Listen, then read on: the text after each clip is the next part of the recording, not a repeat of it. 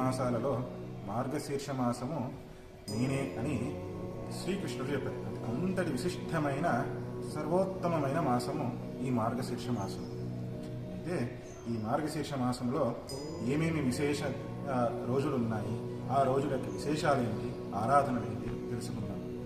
ముందుగా మార్గశీర్ష మాసంలో ముందుగా వచ్చేది వివాహ పంచమి. వచ్చే పంచమి వివాహ పంచమి అని చెబుతారు.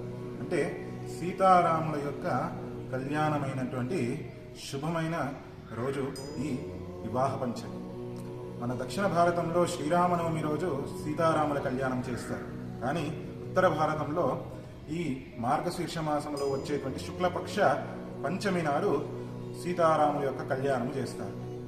అంతేకాకుండా దానికి మరుసటి రోజే సుబ్రహ్మణ్య షష్ఠి.